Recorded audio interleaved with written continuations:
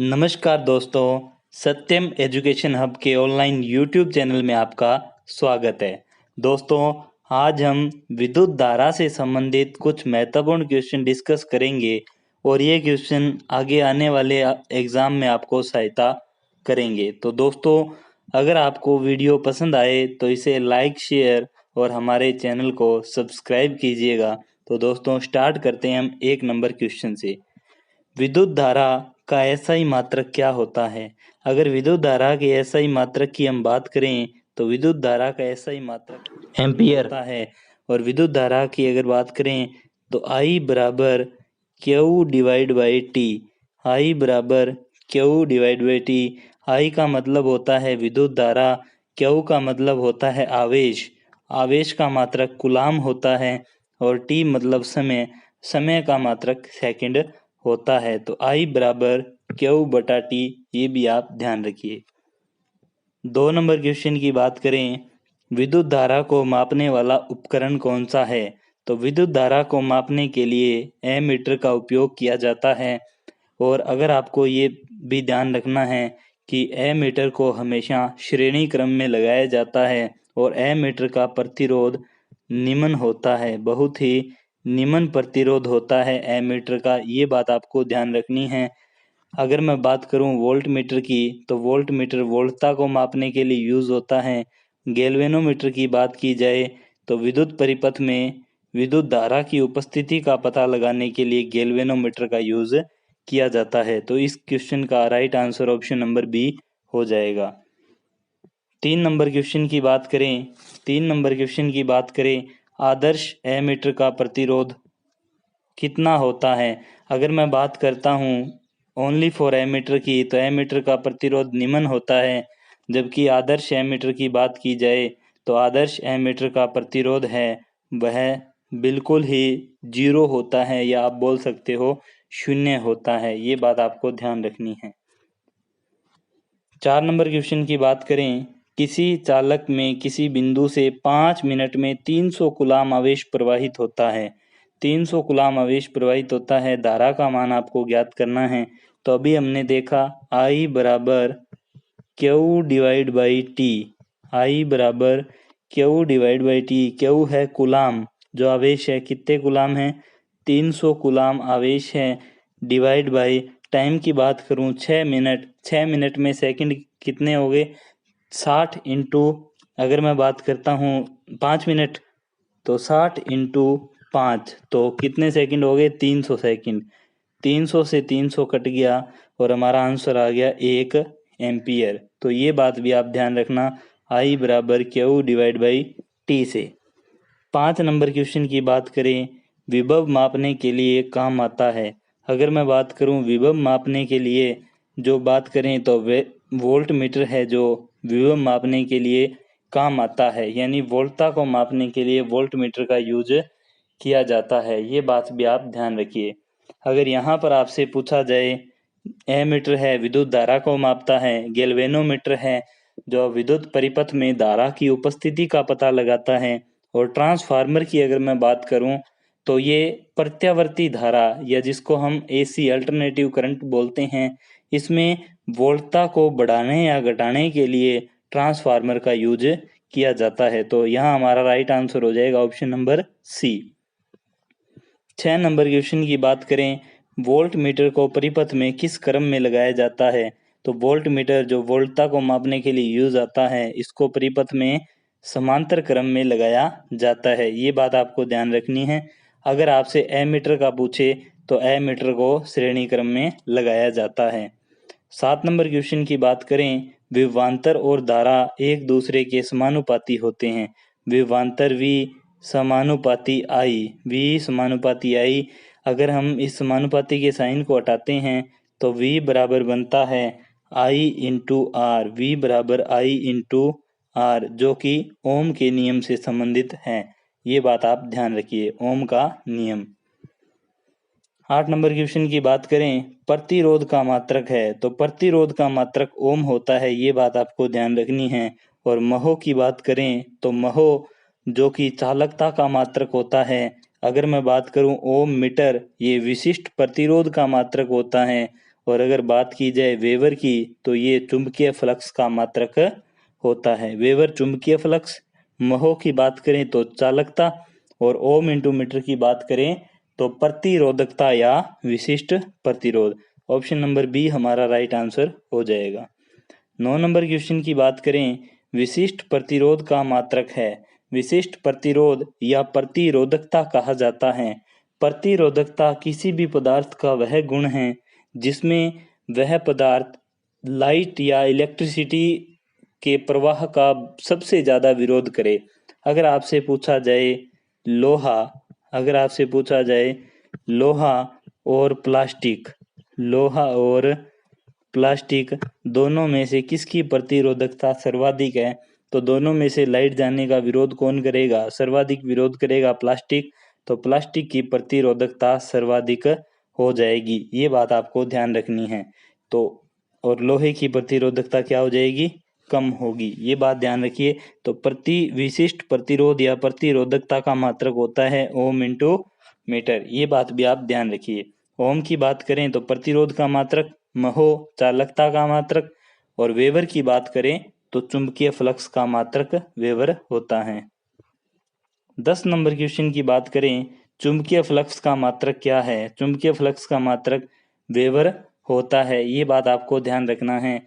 यहाँ पर पूछा जाए चुंबकीय फ्लक्स क्या है, तो अगर आप किसी भी चुंबकीय क्षेत्र के अंदर किसी वस्तु को लंबवत रखते हो, तो इसके लंबवत जो सतह है, इसकी सतह से जो कुल चुंबकीय रेखाएं गुजरती हैं, तो उन कुल चुंबकीय रेखाओं की मात्रा को चुंबकीय फ्लक्स कहा जाता है। या आप बोल सकते हो चुंबकीय क्षेत्र में रखी किसी सतह के लंबवत गुजरने वाली कुल जो रेखाएं होती है, कुल चुंबकीय रेखाएं होती है, इन्हें चुंबकीय फ्लक्स कहा जाता है, ये बात ध्यान रखिए।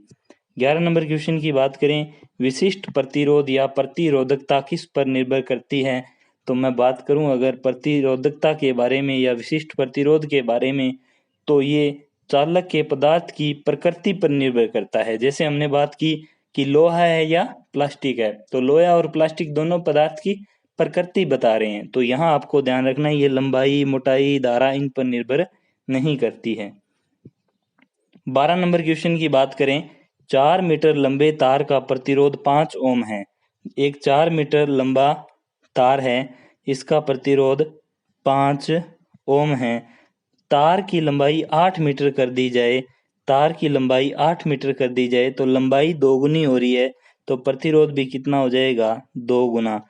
लेकिन दोस्तों यहाँ एक बात है कि एक तो हम खींच कर 2 गुना करते हैं तार को, और एक उसी तार के साथ में उसी सेम लंबाई का तार लगा देते हैं, तो यहाँ दोनों कंडीशन अलग अलग होती है। तो यहाँ पर इसने कहा लंबाई डबल की हुई है, लेकिन हमें बताया नहीं कि खींच कर किया या उसी टाइप का दूसरा तार लगाया है। तो हमें ये मानना है कि 4 मीटर का पहले एक तार था, सेम ऐसा ही एक तार हमने 4 मीटर का और लाए और यहाँ लगा दिया, तो अब ये कितना हो गया? 8 मीटर। तो प्रतिरोध भी कितना हो गया? डबल, 10 ओम। ये बात आप ध्यान रखिए। 13 नंबर क्वेश्चन की बात करें, सबसे अच्छा और सबसे घटिया सुचालक युग्म कौन सा है? अगर मैं बात करूं सबसे अच्छा चालक है तो वो चांदी है। सबसे अच्छा चालक है चांदी, जिसको Ag से लिखा जाता है। परमाणु क्रमांक 47 है जिसका। और अगर मैं बात करता हूँ सबसे घटिया सुचालक कौन सा है, तो वो है सीसा, जिसको Pb या लेड के नाम से जाना जाता है। और Pb की फुल फॉर्म होती है प्लम्बम, ये बात आपको ध्यान रखनी है। तो ऑप्शन नंबर सी हमारा राइट आंसर हो जाएगा। इसके बाद अगर 14 नंबर क्वेश्चन की हम बात करें, निम्न में से कौन सा अर्धचालक का उदाहरण है? अगर मैं बात करूं चांदी है जो ये सुचालक है। अगर मरकरी की बात करूं तो ये भी कुछ परसेंट तक ये सुचालक की तरह ही काम करता है। ग्रेफाइट है, ये भी सुचालक है, लेकिन सिलिकॉन की बात करें तो ये अर्धचालक है, ये बात आपको ध्यान रखना है, सेमी कंडक्टर है। और एक और ध्यान रखिए, सिलिकॉन वैली के नाम से बेंगलोर शहर को जाना जाता है, ये बात आपको ध्यान रखनी है। 15 नंबर क्वेश्चन, वे पदार्थ जिनका प्रतिरोध शून्य हो क्या कहलाते हैं? बिल्कुल भी प्रतिरोध नहीं होता है तो ऐसे चालक हैं, इनको कहा जाता है सुपर कंडक्टर या अति चालक। ये बात आपको ध्यान रखनी है। जिनमें बिल्कुल भी धारा प्रवाहित नहीं होती वे होते हैं कुचालक। चालक है जिनमें अच्छे तरीके से धारा प्रवाहित होती है तो ये होते हैं चालक। और अर्धचालक की बात करें तो सामान्य ताप पर कुचालक हैं और गर्म करने पर चालक की भांति व्यवहार करते हैं। ये बात आप ध्यान रखिए। 16 नंबर क्वेश्चन की बात करें, 16 नंबर क्वेश्चन की अगर बात करें तो निम्न में से कौन सा विद्युत का कुचालक और ऊष्मा का सुचालक है। तो यहाँ पर विद्युत का कुचालक और ऊष्मा के सुचालक की बात करें तो सबसे अच्छा उदाहरण है माइका या अभ्रक। आपने देखा होगा जो प्रेस होती है, इलेक्ट्रिक प्रेस, इसके अंदर एक पत्ता होता है, एक पत्ता लगा हुआ होता है। इस पत्ते के ऊपर अभ्रक लगी हुई होती है। तो ये अभ्रक का काम है कि विद्युत को तो आगे जाने से रोकना, लेकिन ऊष्मा को अपने अंदर समाना, ताकि जो प्रेस है इसकी तली गर्म हो सके। तो ये बात ध्यान रखिए, माइका या अभ्रक। 17 नंबर क्वेश्चन की बात करें, घरों में कूलर, पंखे और बल्ब कौन से क्रम में लगाए जाते हैं। तो अगर इनकी पूछा जाए तो ये लगाए जाते हैं समांतर क्रम में लगाए जाते हैं। समांतर क्रम किस प्रकार का क्रम है, जैसे ये एक प्रतिरोध है, एक प्रतिरोध ये है, एक प्रतिरोध ये है, इन तीनों को आपस में यहाँ से जोड़ दिया, इन तीनों को आपस में यहाँ से जोड़ दिया और यहाँ पर लगा दी बैटरी। तो ये किस प्रकार का क्रम बन गया, समांतर क्रम। ये बात आपको ध्यान रखनी है। 18 नंबर क्वेश्चन की बात करें तो श्रेणी क्रम में सभी तारों में कौन सा गुण समान रहता है। अगर श्रेणी क्रम की बात करें तो ये एक प्रतिरोध ये है, 2 नंबर प्रतिरोध और 3 नंबर प्रतिरोध। यहाँ से जो आई जाएगी विद्युत धारा जाएगी, वही विद्युत धारा हमें सेम यहाँ प्राप्त होगी। तो यहाँ हम कह सकते हैं कि श्रेणी क्रम में सभी तारों में धारा का मान समान रहता है। ये बात आप ध्यान रखिए। 19 नंबर की बात करें, भारत में प्रत्यावर्ती धारा या एसी की आवृत्ति कितनी होती है। तो भारत में अगर एसी की आवृत्ति की बात करें तो 50 हर्ट्ज होती है और अमेरिका जैसे शहरों में ये 60 हर्ट्ज होती है। इसका मतलब कि भारत में जो विद्युत धारा है, प्रत्यावर्ती धारा है, 1 सेकंड में 50 बार दिशा बदलती है। ये बात आप ध्यान रखिए। 20 नंबर की बात करें, ट्रांसफार्मर किस सिद्धांत पर कार्य करता है। देखिए ट्रांसफार्मर का काम क्या है, ये वोल्टता बदलता है। जो एसी या अल्टरनेटिव करंट होता है, इसकी वोल्टता को या तो बढ़ा देगा या इसको घटा देगा। ये बात आपको ध्यान रखनी है। लेकिन इसके सिद्धांत का पूछा जाए तो सिद्धांत होता है इसका अन्योन्य प्रेरण का सिद्धांत। और ये सारा का सारा किसके अंडर आता है, विद्युत चुंबकीय प्रेरण के अंडर आता है। अगर इस टाइप का क्वेश्चन आए और अन्योन्य प्रेरण आपको ऑप्शन में ना मिले तो आपका डी बी राइट आंसर हो सकता है। लेकिन अभी इस कंडीशन में हमारा राइट आंसर होगा सी।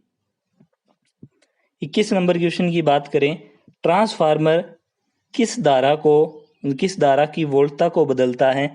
तो अभी हम बात कर रहे थे ट्रांसफार्मर के बारे में। तो ट्रांसफार्मर जो एसी के लिए यूज होता है, ये धारा को घटा सकता है और धारा को बढ़ा भी सकता है। तो ये बात आप ध्यान रखिए। 22 नंबर क्वेश्चन की बात करें, जनरेटर होता है वो किस सिद्धांत पर कार्य करता है। तो यहाँ पर ये कार्य करता है विद्युत चुंबकीय प्रेरण के सिद्धांत पर कार्य करता है। और यहाँ पर जनरेटर की अगर बात करें हम तो ये यांत्रिक ऊर्जा को विद्युत ऊर्जा में बदलने का काम करता है। यांत्रिक ऊर्जा को विद्युत ऊर्जा में बदलता है जनरेटर। ये बात आप ध्यान रखिए। 23 नंबर क्वेश्चन, जनरेटर की कुंडली को क्या कहा जाता है। तो जनरेटर के अंदर जो कुंडली होती है उसको आर्मेचर कहा जाता है। ये बात आप ध्यान रखिए। 24 नंबर क्वेश्चन, वह साधन जो विद्युत ऊर्जा को यांत्रिक ऊर्जा में बदलते हैं, यानी मतलब जिनको विद्युत ऊर्जा दी जाए तो वो हमें इलेक्ट्रिक या विद्युत ऊर्जा देने पर हमें मैकेनिकल वर्क देते हैं। तो इसका सबसे अच्छा उदाहरण है मोटर की बात करें तो ये विद्युत ऊर्जा को यांत्रिक ऊर्जा में बदलती है। अगर हम जनरेटर की बात करें तो ये यांत्रिक को विद्युत में बदलता है। अगर ट्रांसफार्मर की बात की जाए तो ये एसी टू एसी वर्क करता है, यानी एसी टू एसी मतलब प्रत्यावर्ती धारा से प्रत्यावर्ती धारा में ही वर्क करेगा, लेकिन ये वोल्टता को बढ़ाने और घटाने का काम करेगा। 25 नंबर क्वेश्चन की बात करते हैं, बल्ब का तंतु किसका बना होता है। तो बल्ब का जो तंतु होता है टंगस्टन का बना होता है, क्योंकि इसका गलनांक सर्वाधिक होता है 3500 डिग्री सेंटीग्रेड। चाहे बल्ब कितना भी गर्म हो जाए ये नहीं पिघलता है, क्योंकि इसका जो गलनांक है वो सर्वाधिक होता है 3500 डिग्री सेंटीग्रेड। 26 नंबर क्वेश्चन की बात करते हैं। ट्यूब लाइटर के स्टार्टर में प्रयुक्त गैस कौन सी होती है? इंपॉर्टेंट क्वेश्चन है। ट्यूब लाइट के स्टार्टर में वैसे तो ये नियोन भी भरी जाती है, लेकिन इनमें सबसे बेस्ट ऑप्शन है ऑर्गन। कम दाब पर ऑर्गन को भरा जाता है, ये बात आप ध्यान रखिए। 27 नंबर क्वेश्चन, हीटर का तापन तंतु किसका बना होता है? देखिए, बल्ब के अंदर अगर हम बात कर रहे तो टंगस्टन है, जबकि हीटर के अंदर बात की जाए तो नाइक्रोम का बना होता है, ये बात आप ध्यान रखिए। 28 नंबर क्वेश्चन, भारत की सिलिकॉन वैली के नाम से किसे जाना जाता है? तो भारत की सिलिकॉन वैली बेंगलोर को कहा जाता है, ये बात आप ध्यान रखिए। यहाँ इनके बारे में बात करते हैं। जमशेदपुर, जिसको टाटा नगरी या स्टील नगरी के नाम से भी जाना जाता है, झारखंड के अंदर है जमशेदपुर। हैदराबाद की अगर मैं बात करूं, हैदराबाद को निजाम का शहर और मोतियों का शहर भी कहा जाता है। अगर मैं बात करूं चेन्नई को भारत का डेट्रॉइट कहा जाता है। डेट्रॉइट, चेन्नई को भारत का डेट्रॉइट कहा जाता है, क्योंकि ऑटोमोबाइल सेक्टर के लिए चेन्नई काफी प्रसिद्ध है। डेट्रॉइट जो कि एक यूएसए का एक शहर है, उसकी तुलना भारत के चेन्नई से की गई है, ये बात आप ध्यान रखिए। 29 नंबर क्वेश्चन की बात करते हैं। किलोवाट घंटा किसका मात्रक है? देखिए, वाट, किलोवाट और मेगावाट ये पूछे जाए तो विद्युत शक्ति के मात्रक है, जबकि वाट, किलोवाट और मेगावाट इनके आगे वाट प्रति सेकंड, वाट घंटा, ये अगर घंटे यानी समय की यूनिट साथ में लगी है तो ये ऊर्जा के मात्रक होंगे, मतलब विद्युत ऊर्जा का मात्रक है किलोवाट घंटा, ये बात आप ध्यान रखिए। 30 नंबर क्वेश्चन की बात करते हैं। 100 वाट का एक पंखा रोजाना 10 घंटे काम आता है, 30 दिन में विद्युत खर्च कितना होगा? अगर बात करें 100 वाट का एक पंखा है, प्रतिदिन 10 घंटे चलाया जाता है और कितने दिनों तक चलेगा? 30 दिनों तक। डिवाइड बाई किलोवाट के लिए 1000 3 जीरो से 3 जीरो कैंसिल, तो आंसर आ जाएगा 30 यूनिट। कितनी यूनिट खपत होगी? 30 यूनिट खपत होगी, ये बात ध्यान रखिए। 31 नंबर क्वेश्चन की बात करें। अश्व शक्ति किसका मात्रक है? अगर बात की जाए अश्व शक्ति मात्रक पूछा जा रहा है हमसे, तो अश्व शक्ति मात्रक है विद्युत शक्ति का। विद्युत शक्ति, अश्व शक्ति जिसको हॉर्स पावर बोलते हैं, और 1 HP बराबर 746 वाट के बराबर होता है, ये बात आप ध्यान रखिए। 32 नंबर क्वेश्चन, टंगस्टन का गलनांक कितना होता है? दोस्तों, टंगस्टन का गलनांक आप मेरे को कमेंट बॉक्स में बताएंगे, क्योंकि मैं इसका आंसर इससे पहले बता के आ चुका हूं। 33 नंबर क्वेश्चन की बात करें। ट्रांसफार्मर का उपयोग किया जाता है, ट्रांसफार्मर का उपयोग किया जाता है, तो ये हमें बात ध्यान रखनी है। ट्रांसफार्मर का उपयोग है आवृत्ति को बदलने के लिए किया जाता है, क्योंकि आवृत्ति बदलकर ही हम वोल्टता को परिवर्तित कर सकते हैं, ये बात आप ध्यान रखिए। 34 नंबर क्वेश्चन की बात करें। विद्युत इस्त्री में हैंडल किसका बना होता है? तो विद्युत जो प्रेस होता है, इसके अंदर जो हैंडल है वो गर्म नहीं होना चाहिए, मतलब ऊष्मा का भी कुचालक हो, विद्युत का भी कुचालक हो, तो ऐसा बनेगा बेकेलाइट का, ये बात आपको ध्यान रखनी है। 35 नंबर की बात करें कि फ्यूज तार किसका बना होता है? तो फ्यूज तार की अगर बात की जाए तो टिन प्लस में शीशा का बना हुआ होता है। फ्यूज तार किसका बना होता है? टिन प्लस में शीशा का बना हुआ होता है, ये बात ध्यान रखनी है। विद्युत परिपथ में फ्यूज को श्रेणी क्रम में लगाया जाता है। विद्युत परिपथ में फ्यूज को श्रेणी क्रम में लगाया जाता है, ये बात भी ध्यान रखिए। और जो फ्यूज होता है इसका गलनांक बहुत ही कम होता है। 1890 में थॉमस एडिसन के द्वारा फ्यूज को बनाया गया था। वर्तमान में इसकी जगह एमसीबी ने ली है, मिनिएच्योर सर्किट ब्रेकर। एमसीबी ने वर्तमान में फ्यूज का स्थान ले लिया है, ये बात भी आप ध्यान रखिए। 36 नंबर क्वेश्चन की बात करते हैं। 36 नंबर क्वेश्चन की बात करें। बैटरी में अपघट्य के रूप में किसका उपयोग किया जाता है, यानी बैटरियों के अंदर जो अम्ल डाला जाता है वो कौन सा होता है, सल्फ्यूरिक अम्ल H2SO4 H2SO4, जिसको ऑयल ऑफ विट्रोल के नाम से भी जाना जाता है। ये बात ध्यान रखिए, ऑप्शन नंबर बी। अगर मैं बात करता हूँ नाइट्रिक अम्ल की तो HNO3 नाइट्रिक अम्ल हो जाएगा। हाइड्रोक्लोरिक अम्ल जो पेट के अंदर होता है, खाना पचाने वाला अम्ल भी कहा जाता है, ये है HCl। अगर मैं बात करूं एसिटिक अम्ल जिसको एथेनोइक अम्ल भी कहा जाता है, सिरके वगैरह में होता है, CH3COOH, ये बात आप ध्यान रखिए। 37 नंबर क्वेश्चन की बात करें, 37 नंबर क्वेश्चन, बेमेल छांटना है आपको। धारा का मात्रक एम्पियर होता है, विभव का मात्रक वोल्ट होता है, आवेश का मात्रक कूलाम होता है, प्रतिरोध का मात्रक ओम होता है, जबकि महो मात्रक होता है चालकता का। ये बात आपको ध्यान रखनी है। 38 नंबर क्वेश्चन की बात करें, बल्ब में कौन सी गैस भरी जाती है, तो नॉर्मली अगर मैं बात करूं तो बल्ब के अंदर नाइट्रोजन गैस को भरा जाता है। ये बात भी आप ध्यान रखिए। 39 नंबर क्वेश्चन की बात करते हैं, आकाशीय बिजली से सुरक्षा के लिए काम में लेते हैं। आकाशीय बिजली है तो इसके लिए तड़ित चालक बनाए जाते हैं जिनको लाइट कंडक्टर के नाम से जाना जाता है। जैसे आकाशीय बिजली ना गिरे उसको पहले ही ऑब्जर्व कर लिया जाता है। 40 नंबर क्वेश्चन, किसी आवेशित खोखले गोले के अंदर विद्युत क्षेत्र का मान। कोई भी आवेशित है, खोखला गोला है, बिल्कुल एकदम खोखला है, तो इसके अंदर जो आवेशित हैं, इसके अंदर का जो विद्युत क्षेत्र है इसका मान बिल्कुल शून्य होगा।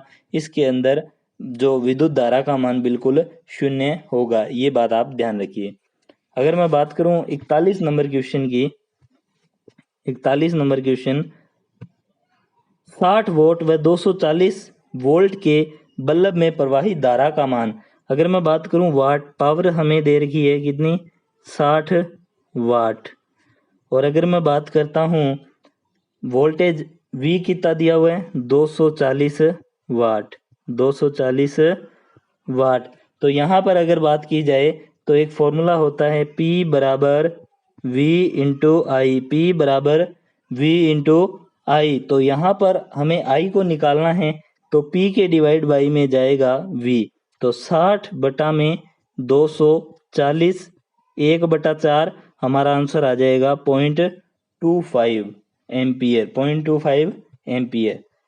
42 नंबर क्वेश्चन की बात करते हैं, धारा विभवांतर और प्रतिरोध को मापने में काम में आता है। तो धारा विभवांतर प्रतिरोध इनको मापने के लिए एक बहुमापी का उपयोग किया जाता है जिसको मल्टीमीटर के नाम से जाना जाता है, मल्टीमीटर या बहुमापी। 43 नंबर, निम्न में से वोल्ट कौन सा होता है, V बराबर W अपॉन में Q। V की अगर मैं बात करूं, आवेश पर कार्य कर आवेश पे कार्य करके आप कितनी वोल्टेज को आगे बढ़ा रहे हो इसके बारे में बात है। तो W का मात्रक यानी कार्य का मात्रक जूल होता है और Q मतलब आवेश का मात्रक कूलाम होता है। तो जूल डिवाइड बाई कूलाम हमारा राइट आंसर हो जाएगा, जूल बटा में कूलाम, ऑप्शन नंबर बी। बात करते हैं 44 नंबर क्वेश्चन की, सड़क के किनारे बल्ब कौन से क्रम में लगाए जाते हैं। जो सड़क के किनारे बल्ब होते हैं उनको इस क्रम में लगाया जाता है और ये क्रम है श्रेणी क्रम में लगाया जाता है। ये बात आप ध्यान रखिए। चालक में प्रवाह किसके कारण होता है।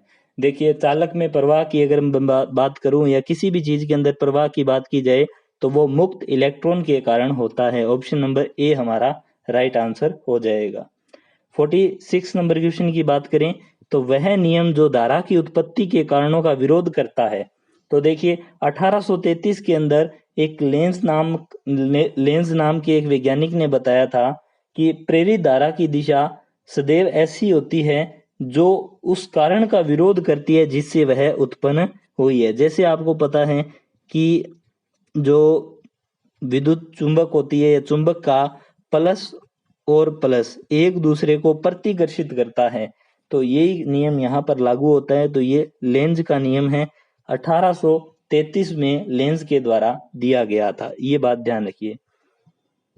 चुंबकीय प्रभाव का अध्ययन सर्वप्रथम किसने किया था? चुंबकीय प्रभाव को सर्वप्रथम देखा था ओस्टेड महोदय ने। ये बात आपको ध्यान रखनी है। ओस्टेड ने चुंबकीय प्रभाव का सर्वप्रथम अध्ययन किसने किया था? ओस्टेड ने किया था। 48 नंबर क्वेश्चन, एक अश्व शक्ति में वाट की संख्या 1 HP बराबर कितना होता है? 746 वाट होता है। 1 HP बराबर 746 वाट होता है। 1 किलोवाट घंटा की जूल में संख्या 1 किलोवाट को हम लिखते हैं 1000 वोट। 1 kilowatt 1000 vote. घंटे के अंदर मिनट होते हैं 60, और अगर सेकंड की बात करें 1 मिनट में 60 सेकंड, 60 × 60, तो ये हमारा राइट आंसर होता है 36 × 10⁵ जूल।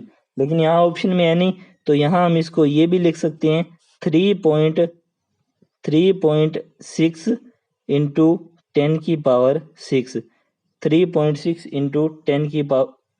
10⁶ जूल। ये बात आपको ध्यान रखनी है। 50 नंबर क्वेश्चन की बात करें, इलेक्ट्रॉन पर विद्यमान आवेश कितना होता है? इलेक्ट्रॉन पर आवेश की बात करें तो 1.6 × 10⁻⁹ कूलाम होता है। इलेक्ट्रॉन पर विद्यमान आवेश कितना होता है? 1.6 × 10⁻⁹ कूलाम होता है। इलेक्ट्रॉन की खोज की बात करें तो जे थॉमसन ने। इलेक्ट्रॉन की खोज किसने की थी?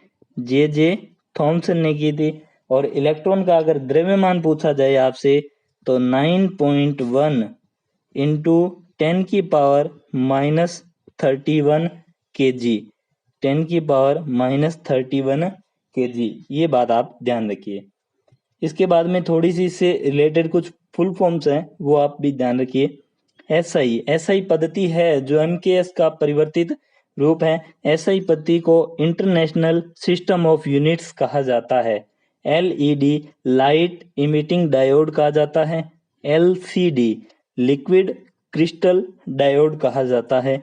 सीएफएल कॉम्पैक्ट फ्लोरोसेंट लैंप कहा जाता है। CFC chlorofluorocarbon, CNG compressed natural gas, और एलपीजी लिक्विफाइड पेट्रोलियम गैस।